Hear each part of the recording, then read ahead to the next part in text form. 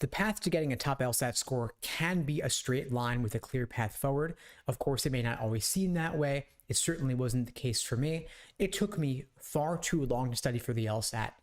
In fact, it took me an entire year to bring my score from a cold 152 up to a 175 on test day, and at least half of that was a complete waste of time. But during that process, I learned what to do and what not to do. I'll start by telling you what not to do. You don't want to consecutively do every single practice test ever released without building the foundation first. There were roughly 100 numbered LSATs with the current format, including logic games, but starting with the August LSAT, you'll see inside your LSAC Law Hub account, they have reduced the number of practice tests available from roughly 100 all the way down to 58. So you might burn through your material if you're not careful. So to help you avoid that, today I'm going to share what will close the gap for you to help you get on the path to the 170s as easily and as quickly as possible. Rather than burning through valuable practice material like I did, you want to instead identify your weak areas as early as possible and drill them. This is part of my LASER approach to LSAT prep. LASER, in case you're not familiar, is an acronym standing for Learning, Accuracy, Sections, Exams, and Review, and it is the foundation of all of my LSAT study plans. The idea is that you start with learning the basics, you learn the foundation, the different sections, the different question types, then you focus on accuracy, where you drill these LSAT questions by type to help you get crystal clear on the proper perspective from which to view each section and each question type. And in the process of drilling your LSAT questions by type, you will discover that you are better at some areas than others. After all, it'd be remarkable if you were equally good or equally bad at all 15 or so types of logical reasoning questions, for example. So let's say you discovered that you were really good at must-be-true questions, but you were not so good at parallel reasoning questions.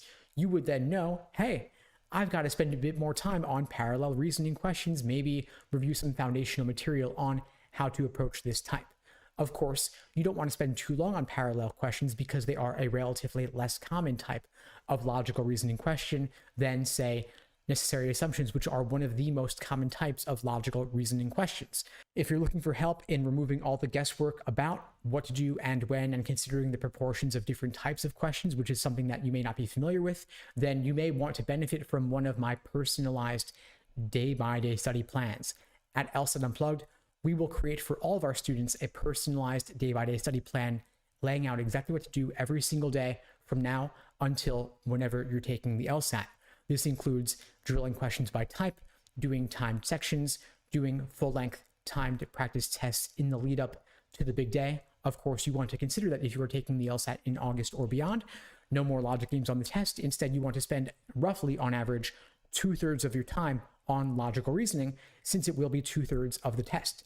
But if you are great at logical reasoning, terrible at reading comp, of course, you would want to structure your LSAT study plan accordingly. This is something we can help you out with. If you're interested in finding out more, you could check out the links below the video to book a call with me and my team. We'd be glad to help you out.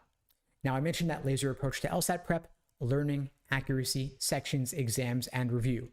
Once you are at a reasonable degree of accuracy on the questions by type, say roughly 70-80% accuracy, you then want to move on to pacing with individual timed sections, then pull it all together with full-length timed practice tests. That's the E in LASER for exams and endurance, to build your endurance, doing 4 timed sections in one sitting with only a short break between sections 2 and 3 of the test.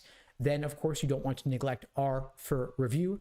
The review process is one of the most important and most often neglected aspects of the LSAT study process, because of course you want to make sure that you are learning from your mistakes so that you can avoid making them again, because in case you haven't seen by now, the LSAT repeats itself again and again. Different questions, same underlying method of reasoning.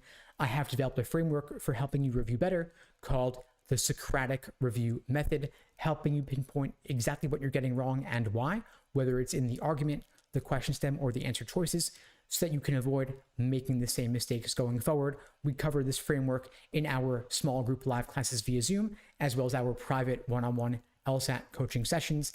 Links below to find out more. Again, make sure that you are reviewing properly and that you are devoting a significant amount of your time, a significant percentage of your time to the logical reasoning section, since it will be 2/3 of the test. If there's one big mistake I want you to avoid, of course, no more logic games on the test. Don't waste time on that.